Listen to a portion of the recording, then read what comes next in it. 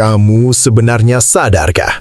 Penderitaan Naruto bukan kesalahan takdir, bukan karena dia apes, dan bukan karena dunia ninja kejam secara alami. Ini adalah hasil kebijakan yang disengaja. Selama ini, kita diajari bahwa Naruto adalah simbol harapan, anak yatim yang bangkit lewat tekad. Tapi jika kamu melihat polanya dengan jujur, Naruto bukan korban kebetulan. Dia adalah produk eksperimen psikologis paling brutal dalam sejarah Konoha. Sebuah desa yang mengaku melindungi perdamaian justru membiarkan seorang anak tumbuh dalam kebencian massal, tanpa perlindungan sosial, tanpa identitas, tanpa keluarga. Pertanyaannya, untuk apa? Hari ini kita akan membongkar 5 lapisan kebohongan besar di balik kisah Naruto Uzumaki dan mengapa gelar Hokage bukan kemenangan, melainkan pemasungan terakhir. Kalau kamu siap melihat Naruto bukan sebagai pahlawan, tapi sebagai eksperimen negara, mari kita mulai. Naruto Uzumaki tidak ditelantarkan karena kelalaian. Dia dibiarkan menderita secara sistematis. Ini adalah poin yang paling jarang dibicarakan secara jujur dalam Naruto. Setelah serangan Kurama, Konoha sebenarnya punya semua sumber daya untuk melindungi Naruto. Elit shinobi, andu, struktur sosial, bahkan figur pengganti keluarga. Tapi yang terjadi justru sebaliknya. Naruto diisolasi total. Ia hidup sendiri, tidak diberi penjelasan, tidak diberi konteks, tidak diberi figur aman yang konsisten. Dan yang lebih mengerikan, kebencian publik terhadap Naruto dibiarkan berkembang, bahkan setelah identitas Jinchuriki seharusnya menjadi rahasia negara. Ini bukan kecelakaan.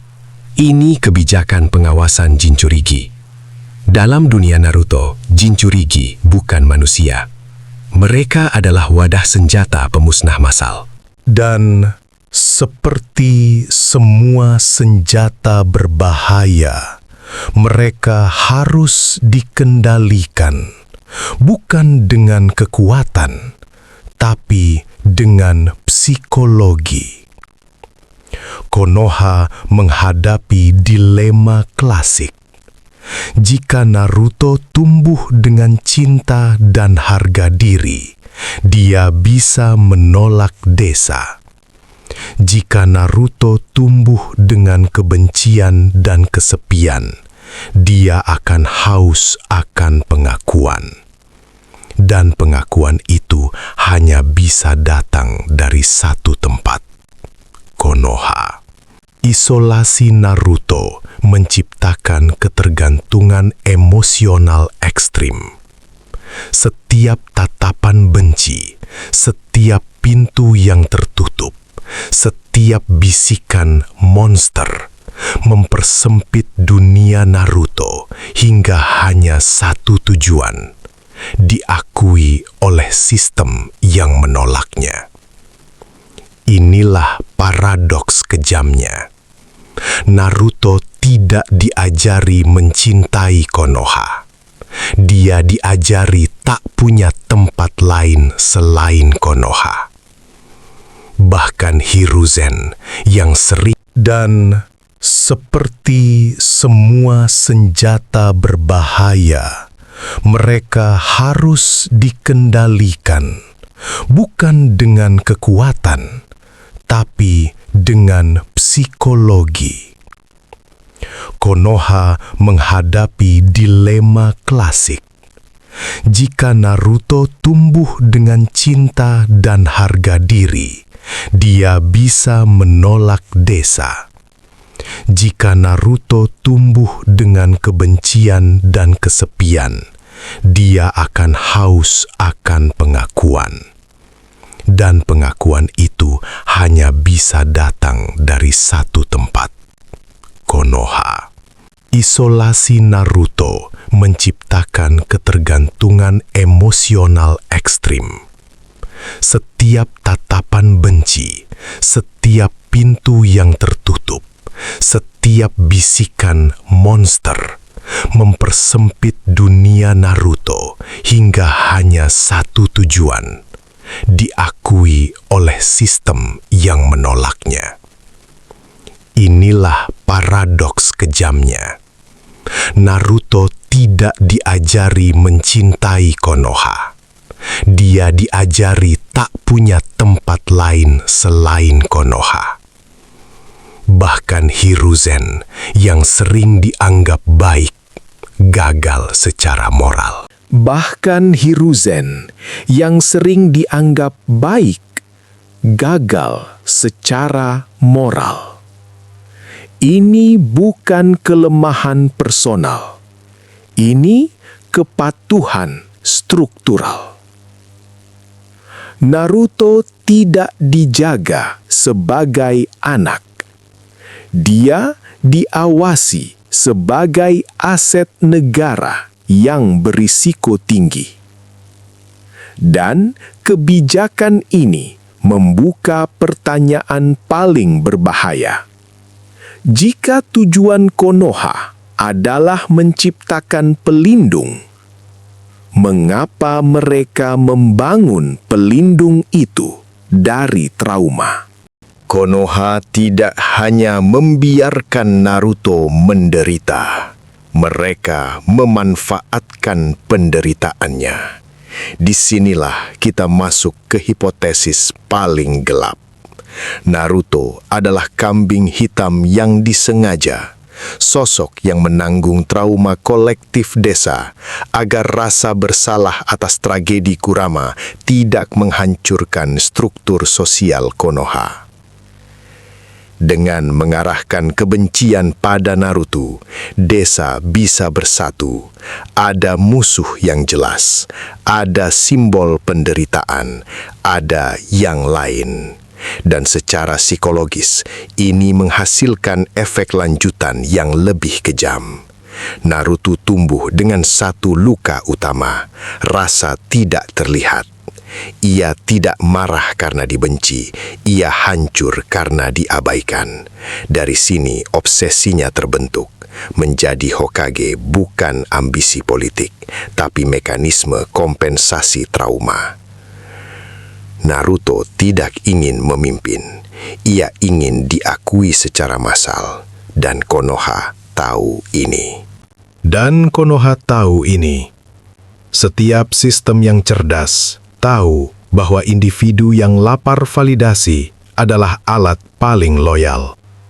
Mereka akan mengorbankan segalanya demi pengakuan, bahkan nyawa mereka sendiri.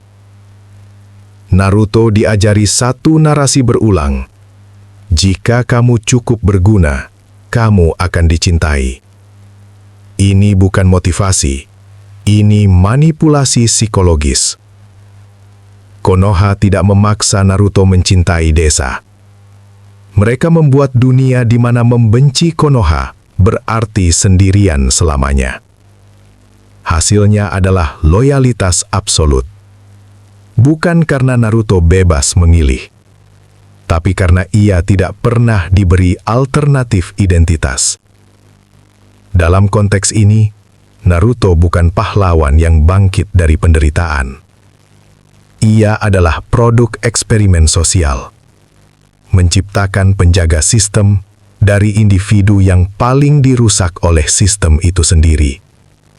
Dan seperti semua eksperimen berbasis trauma, hasilnya tidak stabil. Eksperimen Konoha hampir gagal total. Momen paling jujur terjadi saat Naruto melawan Pain, ketika desa yang seharusnya memberinya tujuan justru lenyap di depan matanya. Di titik ini, Naruto tidak lagi berpegang pada pengakuan. Ia berhadapan langsung dengan kehampaan, dan Kurama merespons. Mode gelap Naruto bukan sekedar power up, itu adalah manifestasi kegagalan manipulasi emosional. Saat rasa sakit melampaui kebutuhan akan validasi, Naruto hampir melepaskan Kurama sepenuhnya. Dan jika itu terjadi, Konoha akan musnah, bukan oleh musuh luar, tapi oleh hasil kebijakan mereka sendiri. Ini membuktikan satu hal penting. Konoha tidak mengendalikan Naruto. Mereka hanya beruntung. Naruto bukan senjata yang stabil. Ia adalah bom waktu yang dijinakkan oleh kebetulan manusiawi.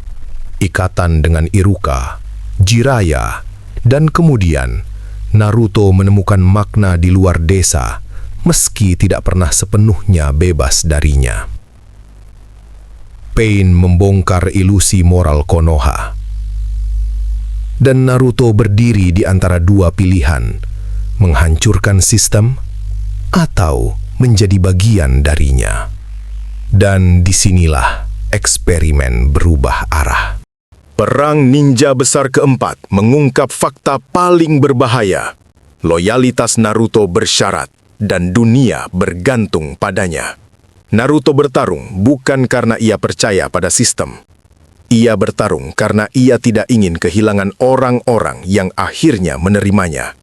Aliansi ninja mengeksploitasi ini.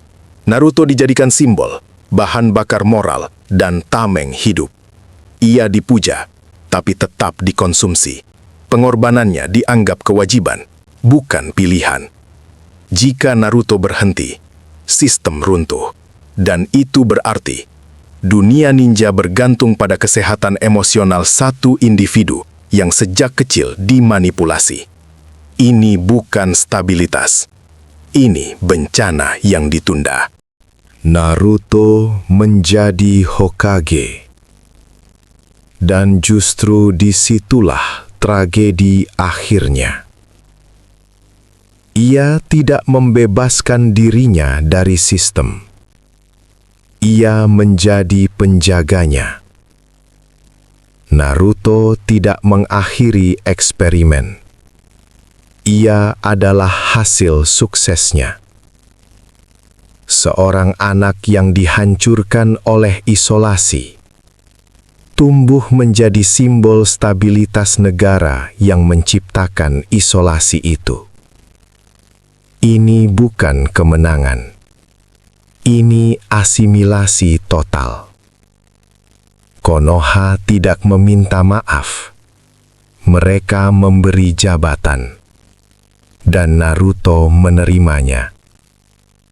Itulah ironi paling gelap. Naruto tidak menang melawan sistem. Ia larut di dalamnya, menjadi wajah manusiawi dari struktur yang sama. Naruto bukan kisah tentang harapan. Ini adalah kisah tentang bagaimana sistem bisa menciptakan pahlawan dari luka dan lolos tanpa konsekuensi. Sekarang, pertanyaannya untuk kamu. Apakah Naruto benar-benar bahagia atau hanya terlalu lelah untuk melawan sistem yang membesarkannya? Tulis pendapatmu di komentar.